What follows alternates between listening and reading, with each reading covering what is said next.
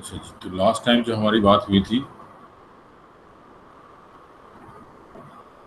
तो हमने ये ग्राफ ड्रॉ किए थे strong. This graph we are adding base into acid. ठीक है, इसमें बेस को हम ऐड कर रहे हैं एसिड में।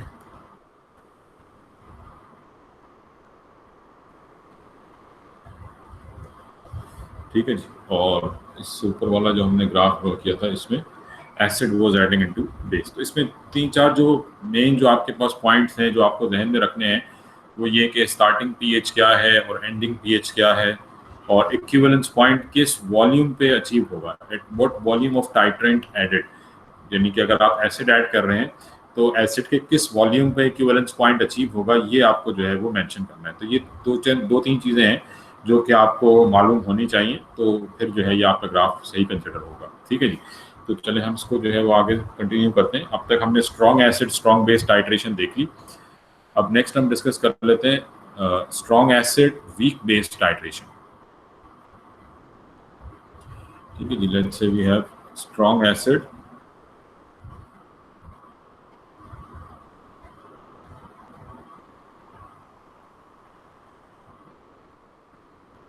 weak base titration।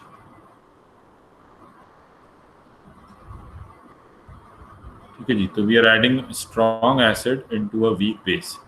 तो लेट्स से हम फिर दोबारा वही मोनोप्रोटिक एसिड और बेसिस जो है वो लेंगे। ठीक है, तो suppose we have strong acid जो है वो हमारे पास है hydrochloric acid.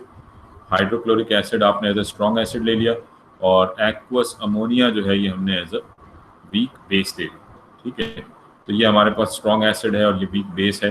They are reacting and they would produce ammonium chloride. ठीक है, ये सॉल्ट बनेगा। अब लेट्स से कि वी हैव 0.1 मोल पर डीएम क्यूब HCl। 0.1 मोल पर डीएम क्यूब HCl मौजूद है हमारे पास, और इसी तरीके से 0.1 मोल पर डीएम क्यूब अमोनिया मौजूद है, एक्वस अमोनिया मौजूद है। ठीक है, and let's say we are adding base into acid, या सपोज अभी हम कर लेते हैं एसिड इनटू बेस। ठीक है, we are doing acid into base. तो ये ध्यान में रहे कि for now we are doing acid into base. ठीक है, तो फ्लास्क में क्या चीज मौजूद होगी, base, and we are adding acid into it. तो ammonia is present in flask. Ammonia जो है this is present in flask, we are adding acid into it. ठीक है, तो लेट्स से कि आपके पास ammonia is 10 centimetre cube, 10 centimetre cube ammonia, और इसमें आपने HCl we are adding, let's say we are adding 20 centimetre cube of HCl। ठीक है, in total we have 20 cm cube. तो बिकॉज 1:1 का रेशियो है तो means we have HCl in excess. HCl हमारे पास एक्सेस में। ठीक है, तो what type of graph do we get, ये हम देख लेते हैं सिंपल।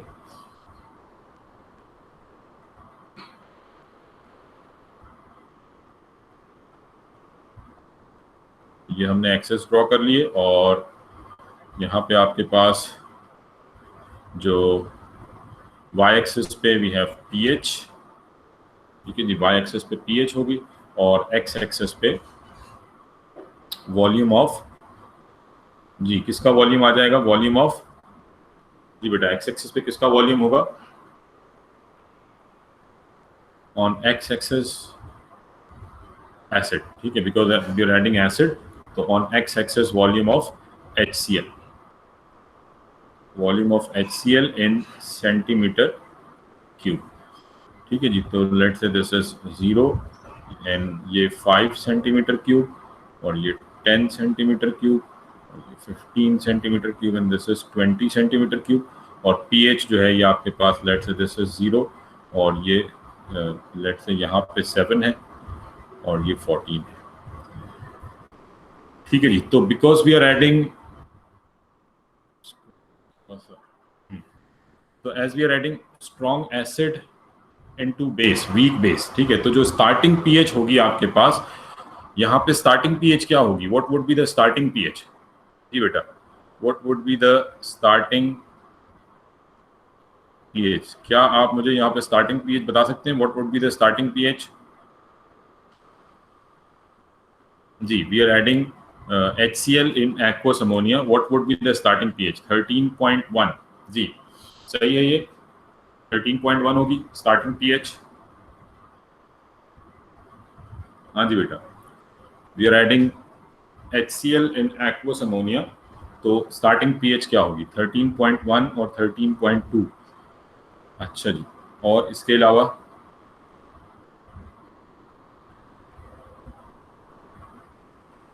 सबका यही ख्याल है, इसका मतलब 13.1, 11, 13।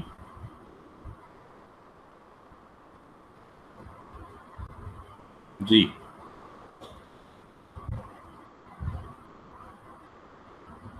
हाँ, कैसे, ये तो मुझे भी मालूम करना है कि कैसे। देखिए, हम यहाँ पे पीएच नहीं बता सकते, ठीक है। स्टार्टिंग पीएच अगर यहाँ पे acid base dissociation constant Kb की वैल्यू गिवन होती तो हम बता सकते थे pH, starting pH, because it is a weak base, ये वीक बेस है, ठीक है। याद रखें, अमोनिया जो है, as ammonia is a weak base, तो आप यहाँ पे pH, because the concentration of ammonia would not be equal to concentration of hydroxide ion, तो स्टार्टिंग पीएच जो है ये आप समझ लें यहाँ पे अननोन है, ये हमें नहीं मालूम। जब तक कि मुझे Kb की वैल्यू ना दी जाए, बेस डिसोसिएशन कांस्टेंट की वैल्यू ना गिवन हो, तब तक आप यहाँ पे स्टार्टिंग पीएच नहीं बता सकते, ठीक है। क्योंकि अमोनिया जो है ये कंप्लीटली आयोनाइज नहीं हो रहा होगा, तो हम ये नहीं कह सकते कि स्टार्टिंग पीएच 13 होगी, ठीक है। क्लियर है ये बात? तो इन स्ट्रॉन्ग एसिड, स्ट्रॉन्ग बेस, तो आप पीएच अज्यूम कर सकते हैं, आप पीएच बता सकते हैं। बट अगर वीक एसिड, वीक बेस है और जब क्वेश्चन इस किस्म के आएंगे तो वहाँ पे आपको Ka या Kb की वैल्यू गिवन होगी, तो हम क्वेश्चन सॉल्व करेंगे तो आपको आइडिया हो जाएगा कि ये सारी वैल्यूज गिवन होती हैं और फिर आप जो है वो फाइंड आउट कर लेते हैं। तो अभी तो हम फिलहाल अज्यूम कर लेते हैं, लेट से हम जस्ट असम्पशन के साथ चलते हैं कि वीक एसिड है तो ऑब्वियसली 13 तो पीएच नहीं होगी, ठीक है। तो सपोज मैं अज्यूम कर लेता हूँ कि as it is a weak acid, तो लेट से पीएच जो है वो इट इज समवेयर अराउंड 11, ठीक है। सपोज इट इज अराउंड 11 और 10.5, ये कुछ ऐसी पीएच होगी, ठीक है। एज तो हम कह रहे हैं कि जी स्टार्टिंग पीएच जो है ये 11 है, as ammonia is a weak base. तो क्योंकि अमोनिया वीक बेस है तो हमने कहा जी स्टार्टिंग पीएच 11 है। और एंडिंग पीएच क्या होगी? एंडिंग पीएच ऑब्वियसली आपके पास 0.1 मोल पर डीएम क्यूब HCl है, तो एंडिंग पीएच तो ये 1 होगी, ठीक है। एंडिंग पीएच जो है ये 1 होगी, बिकॉज HCl और H की कंसंट्रेशन बराबर होगी। नाउ एंडिंग पीएच जो है ये आपको किस वॉल्यूम पे मिलेगी? At what volume do we get the ending pH? जी, किस वॉल्यूम पे हमें एंडिंग पीएच मिलेगी? 25 सेंटीमीटर क्यूब। अच्छा जी, और इसके अलावा एंडिंग पीएच किस वॉल्यूम पे मिलेगी? 30 पे। मैं टोटल वॉल्यूम नहीं पूछ रहा बेटा, एसिड का वॉल्यूम पूछ रहा हूँ, एसिड का वॉल्यूम। एसिड के किस वॉल्यूम पे हमें एंडिंग पीएच मिलेगी? ठीक है जी, तो एसिड जो है ये आपके पास टोटल 20 सेंटीमीटर क्यूब है, तो दैट मीन्स कि आपको एंडिंग पीएच जब आप एक्सेस में सारा ऐड कर देंगे तो दिस वुड बी, यानी ये आपकी एंडिंग पीएच होगी। तो एंडिंग पीएच जो है ये हमें लेट से यहाँ पे कहीं मिलेगी, दिस इज स्टार्टिंग पीएच और ये एंडिंग पीएच यहाँ पे आके खत्म होगी, ठीक है।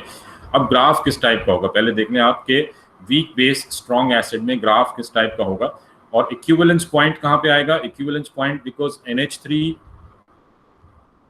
NH3 और HCl का रेशियो क्या है? 1:1 का रेशियो है, as they both have 1:1 molar ratio, ठीक है। तो क्योंकि हमारे पास दोनों का 0.1 0.1 मोल्स हैं, तो दैट मीन्स दोनों का इक्वल वॉल्यूम जो है वो यूज होगा फॉर इक्विवेलेंस पॉइंट। तो at 10 centimetre cube we would get our equivalence point, ठीक है। इक्विवेलेंस पॉइंट जो है ये आपको 10 cm क्यूब पे मिलेगा। अब ये जो ग्राफ होगा ये कुछ इस टाइप का होगा, पहले मुझे बना लेने फिर मैं आपको जो है वो इसको एक्सप्लेन करूंगा।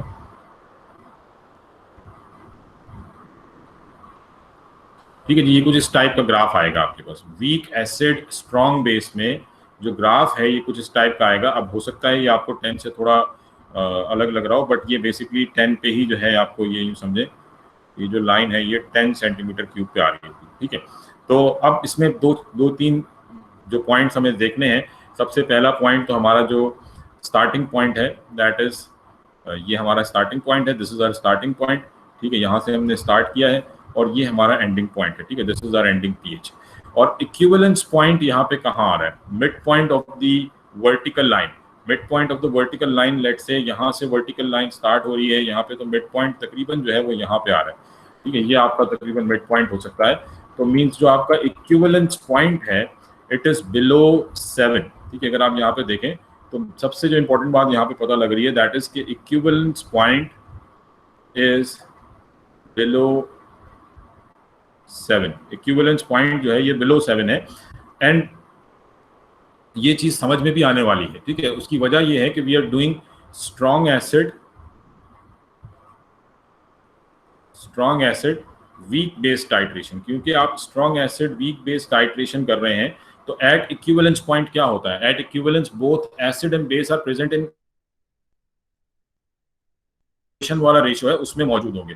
तो अगर ये दोनों इक्वेशन वाले रेशो में मौजूद है, दैट मींस 1:1 के रेशो में मौजूद है, लेट्स से अगर ये मतलब 1:1 के रेशो में या 0.1 के रेशो में मौजूद है, तो ऑब्वियसली क्योंकि एसिड स्ट्रॉन्ग है तो ये ज्यादा एचाइन प्रोड्यूस करेगा, तो सोल्यूशन वुड बी एसिडिक। तो at equivalence point solution would be acidic. यहां से हमें ये पता लग रहा है कि at equivalence because it is a strong acid weak base titration, तो at equivalence point this solution would be not neutral. At equivalence point this solution would be acidic. This solution will be acidic।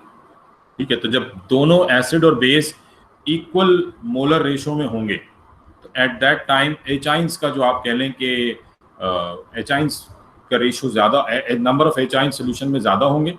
ठीक है, जब आपने equal volume दोनों का dissolve किया है, 10 centimetre cube 10 centimetre cube दोनों डिसॉल्व हुए हैं, तो क्योंकि एसिड स्ट्रॉन्ग है तो वो ज्यादा आयोनाइज होगा, उसके नंबर ज्यादा होंगे, आयंस के नंबर ज्यादा होंगे सोल्यूशन में। तो हम ये कह सकते हैं कि the solution will be overall acidic at equivalence point. जी, ये बात समझ में आ रही है बेटा आपको? ये चीज क्लियर आ रही? Strong acid weak base titration, इन strong acid weak base titration आपके पास जो इक्विवेलेंस पॉइंट आएगा उस पे सोल्यूशन एसिडिक होगा इन strong acid weak base titration. क्योंकि जब दोनों सॉल्यूशंस इक्वल वॉल्यूम में मौजूद होंगे सोल्यूशन के अंदर, एट दैट टाइम एसिड क्योंकि स्ट्रॉन्ग है तो वो ज्यादा आयंस प्रोड्यूस करेगा, more hydrogen ions will be produced, तो दैट्स व्हाई सोल्यूशन जो है ये एसिडिक होगा। जी, सबको क्लियर है ये पॉइंट? तो हमेशा इन strong acid weak base titration जो आप कह लें कि इक्विवेलेंस पॉइंट जो है that would be below 7। In strong acid weak base titration equivalence point would always be below equivalence point below 7। ये हमेशा बिलो 7 होगा। ठीक है, तो ये बिलो 7 आ गया and this would be at 10 cm cube. अगर हम स्ट्रेट लाइन यहाँ पे ड्रॉ करते हैं, ठीक है, तो ये 10 cm क्यूब पे इस पे टकरानी चाहिए। ठीक है जी, तो ये हमारे पास स्ट्रॉन्ग एसिड। अब इसमें एक और चीज है जो मैं आपसे डिस्कस करना चाह रहा हूँ। देखिए, जब आपने एसिड ऐड करना शुरू किया, when we start adding acid, तो जैसे हमने कल वाले ग्राफ में देखा था, इनिशियली पीएच जो है वो इतना ज्यादा चेंज नहीं होगी, बट अगर आप यहाँ देखें तो मैंने यहाँ पे स्लोप जो है वो स्टार्ट में स्लोप ज्यादा है और फिर स्लोप कम हुआ है। ठीक है, फिर स्लोप कम हुआ है और फिर ये दोबारा ग्रेजुअली चेंज हो रहा है एंड देन फिर उसके बाद ये जब हम इक्विवेलेंस पॉइंट के करीब आए फिर ये एकदम से सडन चेंज आया है। इनिशियली आपका स्लोप जो है वो ज्यादा था और फिर एकदम से स्लोप जो है वो कम हुआ है। ठीक है, तो यहाँ पे इन वीक बेस ये जो आप यानी आप ये देख लें, ये जो पॉइंट हमें नजर आ रहा है बेसिकली, हम इस पॉइंट की बात कर रहे हैं, ये जो रीजन है इस रीजन में हम देख रहे हैं कि स्लोप ज्यादा था फिर स्लोप कम हुआ है। ठीक है, तो बेसिक ये किस वजह से हो रहा है, यानी मैं थोड़ा सा इसको यहाँ पे मेंशन कर देता हूँ, आप इसको नोट कर लें कि when in weak acids or base during start of titration,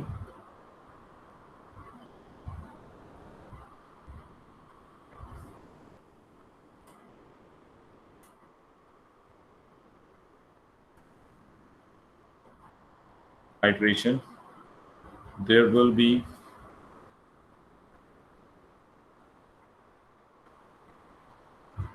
sharp increase or decrease in pH for a very small interval। ठीक है, बहुत थोड़े से टाइम के लिए।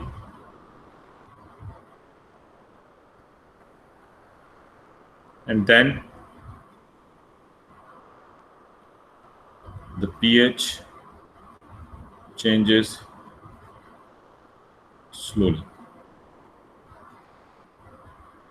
ठीक है जी। स्टार्ट में एकदम से जो है वो पीएच में बड़ा चेंज आता है और फिर उसके बाद जो है आप कह लें कि आपकी जो पीएच है वो पहले की मुनास्बत बहुत आप कह लें कि स्लोली चेंज होती है। उसकी वजह क्या है?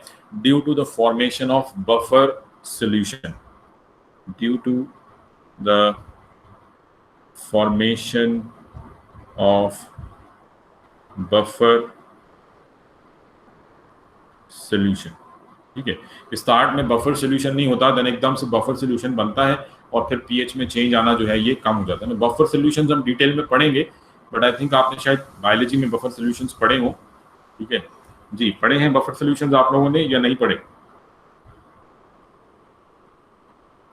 हाँ जी, it maintains the pH value, yes ठीक है जी। तो बफर सोल्यूशन जिन्होंने नहीं पढ़े हुए इंजीनियरिंग वालों ने, तो उनके लिए फिलहाल बस ये एक सेंटेंस काफ़ी है कि बफर सोल्यूशन जो है ये सिंपली क्या करता है, पीएच वैल्यू को मेंटेन करता है। तो शुरू में बफर नहीं होता, इस वजह से पीएच एकदम से गिरती है, देन बफर बन जाता है। कैसे बन जाता है, कैसे मेंटेन करता है, वो सारी बातें आगे पूरा टॉपिक है बफर सोल्यूशन का, तो हम पढ़ेंगे बफर सोल्यूशन क्या होते हैं, कैसे मेंटेन करते हैं पीएच को और किस तरह से बनाए जाते हैं। ठीक है, तो ये सारी चीज़ें हमने आगे पढ़नी है इसी चैप्टर के अंदर। फिलहाल जस्ट आप बस ये ध्यान में रखें कि इन स्टार्ट जो है, स्टार्ट में यहाँ पे एकदम से पीएच में सडन चेंज आता है। क्यों? क्योंकि मतलब आप कह लें कि आपने वीक एसिड में वीक बेस में स्ट्रॉन्ग एसिड ऐड किया है। स्ट्रॉन्ग एसिड जो है वो ऑब्वियसली अपना इम्पैक्ट एकदम से शो करेगा। ठीक है, बेस वीक थी, हाइड्रोजन आइंस, हाइड्रोक्साइड आइंस कम थे, एकदम से HCl आ गया सोल्यूशन में, तो जब HCl आएगा तो वो अपना इम्पैक्ट दिखाएगा, एकदम से जो है वो पीएच में थोड़ा बहुत चेंज लाएगा। फिर अचानक फौरन आप कह लें कि बफर सोल्यूशन बन जाएगा और जैसे ही बफर सोल्यूशन बनेगा तो पीएच में चेंज आना कम हो जाएगा। अब बफर कैसे मेंटेन करता है, क्या होता है, वो हम आगे पढ़ लेंगे, बट आप ये समझ लें कि इस पॉइंट के बाद यहाँ पे बफर सोल्यूशन बन जाता है। तो अगर अच्छा एक और चीज़ ध्यान में रखें कि मतलब ये इस तरह से हमने ग्राफ बनाया कि ये एकदम से सडन डिक्रीज, ये तो कुछ ज़्यादा हो गया, ये इस टाइप का ग्राफ होता है, मतलब ये आपको इस तरह का मिल रहा होता है, फिर उसके बाद अच्छा इन रियलिटी ऐसा हो रहा होता है। पेपर में जब आपसे क्वेश्चन आएगा इस टाइप का पीएच कर्व का, अगर फॉर एग्जांपल बफर पे क्वेश्चन नहीं है तो अगर आप ये ना भी बनाएं, अगर आप सिंपली इसको ऐसे भी बना देते तो भी एक सही है, मतलब कोई इस पे आपको मार्क्स आपके डिडक्ट नहीं करेगा कि जी आपने बफर वाला पार्ट शो नहीं किया। ये जस्ट इसलिए है, मैंने डिस्कस किया है कि अगर लेट से, क्योंकि बफर के क्वेश्चन में इस टाइप के ग्राफ बने हुए आते हैं, तो अगर सपोज इस तरह से बना हुआ आ जाए और आपसे पूछा जाए कि जी ये स्टार्ट में पीएच कम एकदम से मतलब ज़्यादा कम हुई फिर दोबारा ये हो गया, तो ये ऐसा क्यों हो रहा है, तो ये आपको पता होना चाहिए।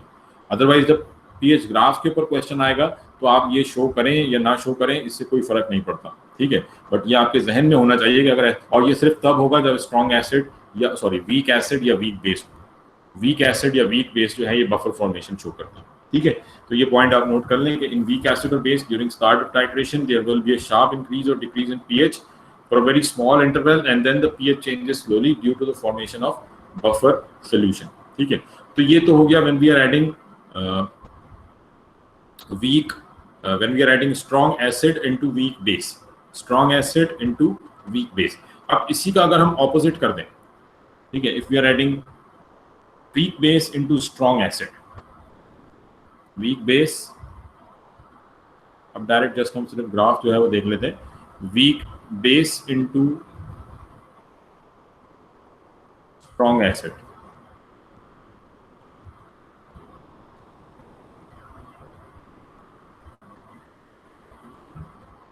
ठीक है जी, तो ये हमारे पास पीएच, अब यहाँ पे वॉल्यूम, क्योंकि now we are adding base, तो volume of ammonia NH3 aqueous pH 7, let's again वही 1:1 वाला रेशियो हम देख लेते हैं, 10:10 वाला।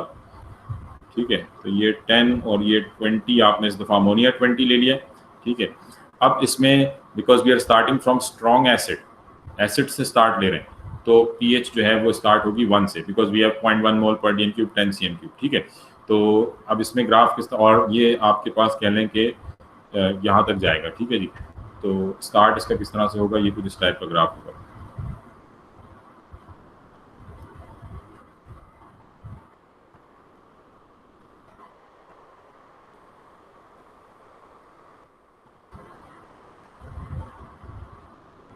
ठीक है जी, ये आपको एकदम से दोबारा आखिर में जो है मिलेगा, और ये वर्टिकल लाइन का हाफ जो है ये आपका equivalence point which is, this is equivalence point which is below 7, ये बिलो 7 आ रहा है एट 10 cm3, तो this is when we are adding weak base into strong acid. तो आई होप ये बात क्लियर हो गई होगी सबको, ठीक है जी, अब किसी को इसमें कंफ्यूजन नहीं होगी जी। बेटा ये दोनों ग्राफ क्लियर हो गए हैं, इसमें कोई क्वेश्चन?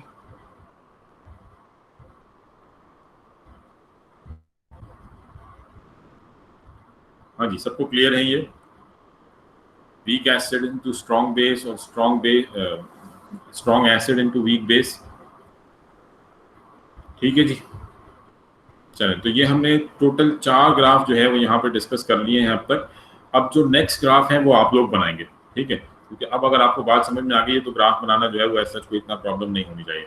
तो मैं जस्ट दोनों केसेस आपको दे देता हूँ, ठीक है, और जल्दी से मुझे ये ग्राफ बना के सेंड कर दें ताकि हम आगे का टॉपिक जो है वो उसको स्टार्ट कर लेंगे, ठीक है। तो नेक्स्ट जो हमारे ग्राफ हैं that is weak acid strong base, ठीक है जी, वीक एसिड स्ट्रॉन्ग बेस।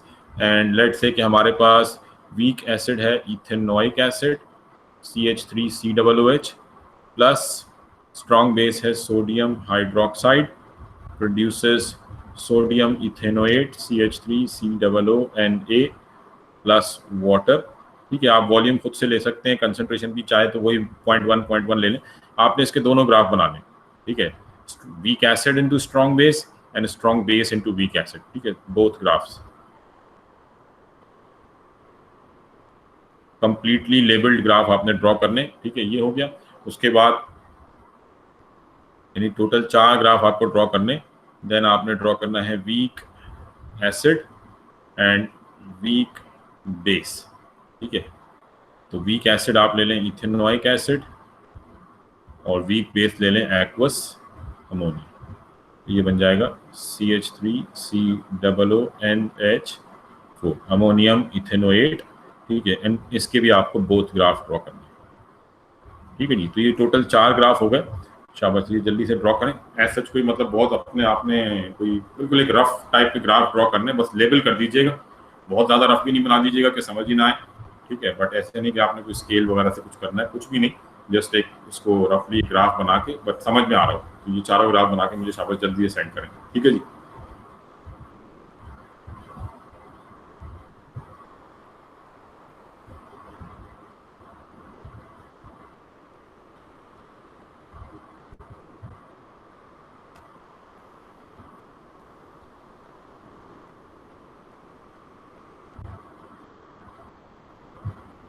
कहीं भी भेज दो बेटा, ग्रुप में भेज दो, कहीं भेज दो।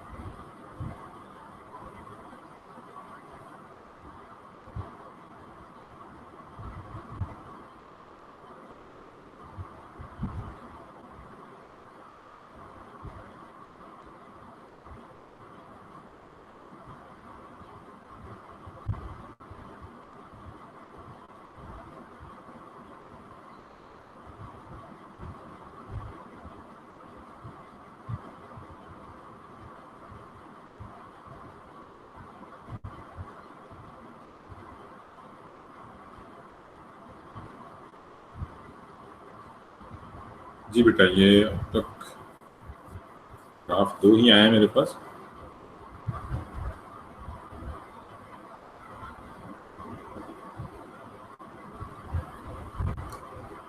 जी, weak acid, strong base, ethanoic acid and sodium hydroxide. मैं सिंपल ग्राफ जो है वो यहाँ पे ड्रॉ नहीं कर रहा, जस्ट सिंपल आप ये देख लें कि जब आप वीक एसिड स्ट्रॉन्ग बेस कर रहे हैं, यानी let's say acid into base है, एसिड इनटू बेस में क्या होगा, स्टार्टिंग पीएच स्ट्रॉन्ग बेस है, स्टार्टिंग पीएच 14 के कहीं करीब करीब होगी, 13, ठीक है, एंड लेट्स से ये 7 है। चलो इसको थोड़ा सा हम यहाँ पे जरा देख लेते हैं।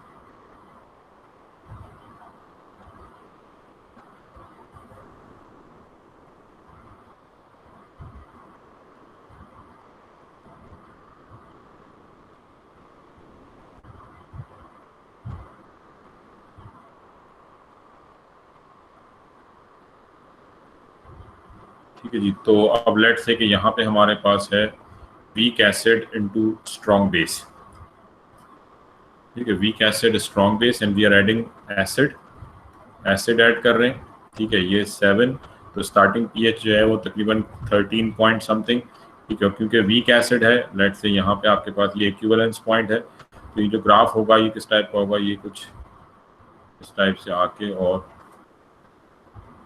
आप ये कह लें कि ये ऐसे चलता जाएगा, ठीक है जी।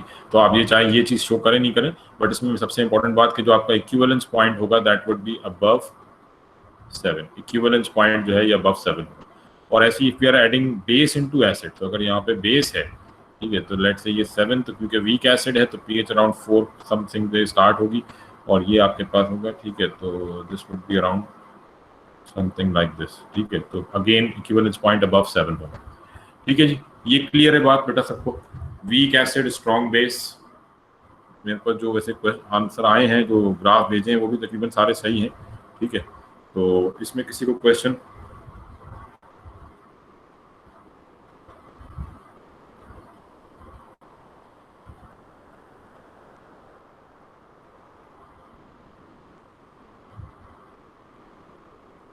ठीक है, बस ये जहन में रखें कि इक्विवेलेंस पॉइंट जो है ये आपने अबव 7 जो है वो बनाना है, इक्विवेलेंस पॉइंट अबव 7 जो है ये आपने ड्रॉ करना है, ठीक है।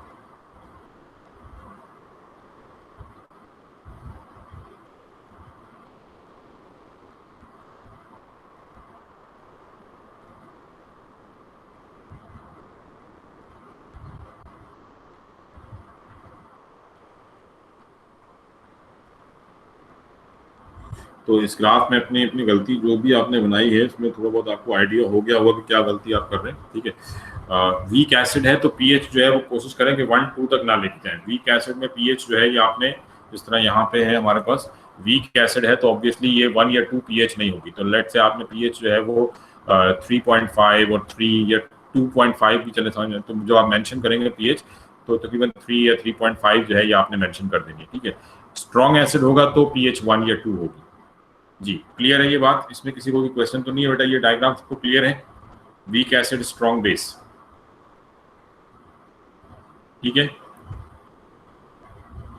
अच्छा, और उसके बाद लास्ट जो हमारे पास केस है that is weak acid weak base. अगर हम week acid weak base titration की बात करते हैं, ठीक है, तो वीक एसिड, ये थोड़ा सा जरा समझिएगा, this is not important. Week acid weak base titration, तो हमारे पास इथेनोइक एसिड है और लेट से एक्वस अमोनिया है, ठीक है। ये आपने ग्राफ ड्रॉ किया, आपने कहा जी let say we are adding acid into base, तो यहाँ पे आ जाएगा वॉल्यूम ऑफ बेस, ये बेस का वॉल्यूम, ये पीएच, दिस इज 7, ठीक है। अब क्योंकि we are adding base into acid तो स्टार्ट जो है वो आपका सपोज यहाँ से कहीं से स्टार्ट होगा, एसिडिक सोल्यूशन होगा स्टार्टिंग, और एंडिंग जो है वो आपकी क्योंकि वीक बेस है तो ये यहाँ पे, तो ये जो ग्राफ बनेगा ये कुछ इस टाइप का ग्राफ बनेगा, ठीक है, ये इस टाइप का ग्राफ होगा कुछ। इसमें आपको एज सच कोई वर्टिकल लाइन नहीं मिलेगी। इसकी सबसे इंपॉर्टेंट बात यह है कि नो वर्टिकल लाइन, यानी वो जो एक सडन इंक्रीज होता है पीएच में, यहाँ पे कोई ऐसा आपको सडन इंक्रीज नजर नहीं आएगा। वर्टिकल लाइन है, ठीक है, बट एज सच कोई आप कह लें कि it is difficult to identify the equivalence point, it is difficult to identify the equivalence point। ठीक है, यहाँ पे इक्विवेलेंस पॉइंट को आइडेंटिफाई करना जो है वो इतना आसान नहीं होगा। क्यों? क्योंकि पीएच में एज सच आपने स्टार्ट किया है लेट से 4 से और एंड हो गए आप लेट से 9 या 10 पे, तो मतलब पीएच में एज सच कोई बड़ा शार्प इंक्रीज नहीं आता। ठीक है, तो इसको हम कहते हैं, यानी वैसे तो खैर ये आपके सिलेबस से थोड़ा सा बाहर हो जाएंगे हम, but this is known as point of inflection. ये जब ये कहलाती है inflection, this is called inflection. इस टाइप का जो ग्राफ होगा हमारे पास पीएच का, इसको हम बोलते हैं पॉइंट ऑफ इन्फ्लेक्शन, कि यहाँ पे इन्फ्लेक्शन जो है वो आ रहा होता है। तो खैर ये आप ना भी डिस्कस करें तो कोई फर्क नहीं पड़ता, बट ये ध्यान में रखें कि for strong acid for weak acid weak based titration almost जो इक्विवेलेंस पॉइंट होता है वो 7 पे ही होता है, but it is difficult to find. ठीक है, तो इनके लिए इंडिकेटर सिलेक्ट करना भी काफी प्रॉब्लम होती है कि कौन सा इंडिकेटर सिलेक्ट किया जाए, क्योंकि बाकी सब में आपको एक वर्टिकल लाइन मिल रही होती है। तो उस वर्टिकल लाइन पे आप कहीं पे भी मतलब कोई भी ऐसा इंडिकेटर सेलेक्ट कर सकते हैं जिसका कलर चेंज इस वर्टिकल लाइन पे आ रहा हो, बट यहाँ पे ऐसा कोई रेंज नहीं है, तो इसलिए इंडिकेटर सेलेक्ट करना भी मुश्किल होता है। तो आप ये कह सकते हैं कि weak acid weak based titration method, हम normally weak acid weak based titration नहीं करते। ठीक है, या अगर आपको वीक एसिड की कंसंट्रेशन फाइंड आउट करनी है तो उसके लिए अदर मेथड हो सकते हैं, बट टाइट्रेशन जो है वो इसके लिए सूटेबल मेथड नहीं है। तो titration is not a suitable method for weak acid weak base reaction. जी क्लियर है ये बात? तो ऐसे इस पे कोई ज्यादा क्वेश्चन आने नहीं है, बट ये सिंपल ध्यान में रखें कि weak acid weak base titration में ग्राफ कुछ इस किस्म का बनेगा। जी, इसमें कोई कंफ्यूजन? ये क्लियर है बात सबको कि वीक एसिड वीक बेस, या आप एसिड को बेस में ऐड करें या बेस को एसिड में ऐड करें तो ग्राफ आपके पास इसी किस्म का मिलेगा। नो वर्टिकल लाइन, कोई वर्टिकल लाइन नहीं होगी, and it would be difficult to identify the equivalence point. Equivalence point को आइडेंटिफाई करना भी जो है वो आपके लिए यहाँ पे डिफिकल्ट होगा, इतना आसान नहीं होगा। ठीक है, तो चलें खैर ये तो हमने ग्राफ की बात कर ली सारी। ठीक है, टोटल 8 ग्राफ हैं। अब बात क्लियर हो गई होगी, एज सच कोई इतने मुश्किल चीज नहीं है, आसानी से जो है वो आप ये ड्रॉ कर सकते हैं। नेक्स्ट हमने कुछ पास पेपर्स की बात करनी है। ठीक है, 1-2 क्वेश्चन हम पास पेपर्स से सॉल्व करेंगे, एंड देन फिर उसके बाद आगे हम नेक्स्ट टॉपिक के ऊपर जो है वो मूव करेंगे। ठीक है, तो अभी हमारे पास टाइम है, थोड़ा सा हम देख लेते हैं जरा क्वेश्चन।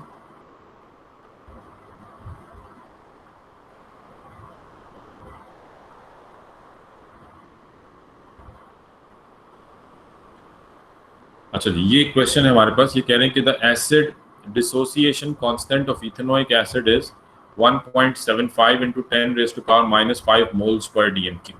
ठीक है, ये Ka की वैल्यू आ गई फॉर इथेनोइक एसिड। ये वाला पार्ट आप छोड़ दें, ये हम ऑर्गेनिक केमिस्ट्री में पढ़ेंगे। ठीक है, फिलहाल दे आर सेइंग कि calculate the pH of a 0.1 mole per dm³ solution of ethanoic acid. Ethanoic acid की आपने पीएच फाइंड आउट करनी है। ठीक है, चलिए शाबाश। ये हमने लास्ट टाइम फॉर्मूलाज किए थे, बट हमने इसकी प्रैक्टिस नहीं करी थी, तो आपकी जरा प्रैक्टिस भी हो जाएगी इसकी। Ka की वैल्यू गिवन है, calculate the pH of 0.1 mole per dm³ solution of ethanoic acid.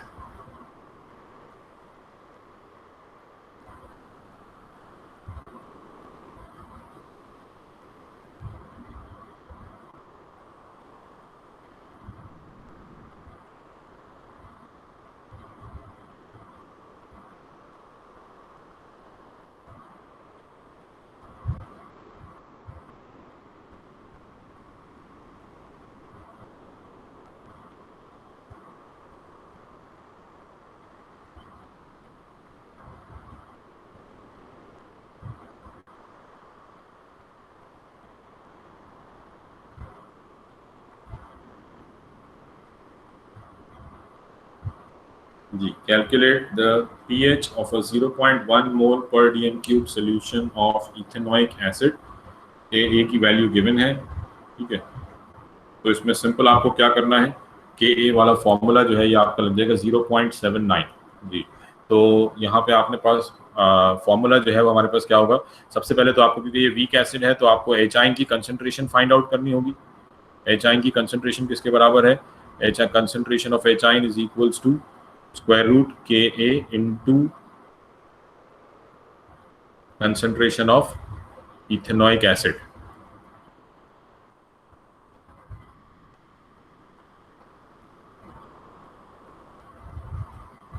Ethanoic acid, ठीक है, ये आप फॉर्मूला लिख दें। ठीक है, तो Ka की वैल्यू जो है वो यहाँ पे क्या आ रही है, Ka की value 1.75 into 10 raised to power -5, 1.75 into 10 power -5, और एसिड की कंसंट्रेशन है 0.1। तो इसका आंसर क्या आ रहा है बेटा? मैंने मार्किंग स्कीम खोली हुई नहीं है अभी, तो मुझे ज़रा आंसर बता दें, क्या आंसर आ रहा है?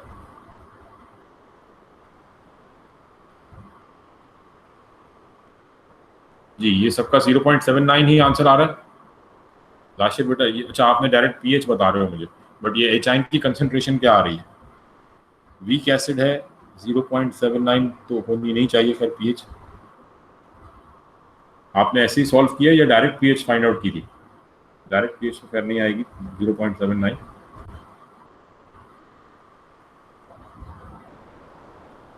लॉग से किया है।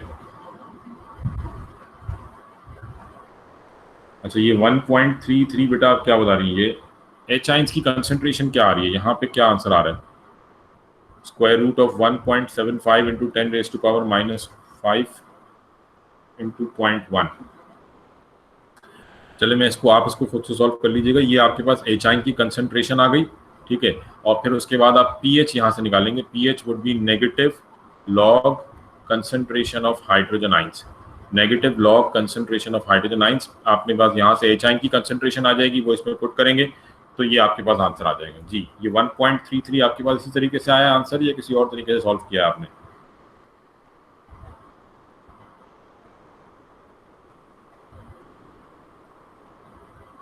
मैं एक काम करता हूँ, ये क्वेश्चन आप लोगों को सेंड कर दूंगा, ठीक है, और फिर आप लोग सॉल्व कर लें तो फिर आंसर जो है वो मार्किंग की से चेक कर लेंगे। इसी तरीके से किया है, ठीक है। तो फिर आंसर जो है वो 1.33 होगा। स्क्वायर रूट वाला आंसर 13228 आ रहा है। आपने बेटा पावर सही नहीं लगाई होगी, पावर -10 रेज टू पावर -5 है, ठीक है। तो चलें अभी फिलहाल जो है मैं इसको अभी क्लास में यहीं तक रख रहा हूँ। ये इसके आंसर्स मैं ये आपके पास क्वेश्चन जो है पूरा शेयर कर दूंगा आपके साथ, आप इसको खुद से सॉल्व करने की कोशिश करें। इसका डी पार्ट आपने सॉल्व करना है, ठीक है, डी पार्ट आपने सॉल्व करना है इसका, और डी का कंप्लीट बाकी फिफ्थ पार्ट आप छोड़ दीजिएगा, ये आपने सॉल्व नहीं करना, ठीक है। डी का 1 2 3 4 ये आपने पार्ट सॉल्व करने, ठीक है। तो फिर इसको इंशाल्लाह ताला हम नेक्स्ट टाइम जो है वो इस क्वेश्चन को यहीं से देखेंगे। एच आई की कंसंट्रेशन क्या बेटा? 1.33 जो आप बता रही हैं, ये एच आई की कंसंट्रेशन है।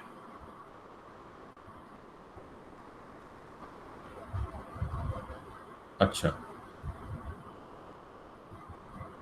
चले मैं इसको चेक कर लेता हूँ अपने पास, तो फिर मैं इसको ग्रुप पे आपको आंसर जो है वो सेंड कर दूंगा। पीएच जो है वो अपने आप में आप लोगों को सेंड कर देता हूँ, ठीक है। चलो अल्लाह हाफिज़।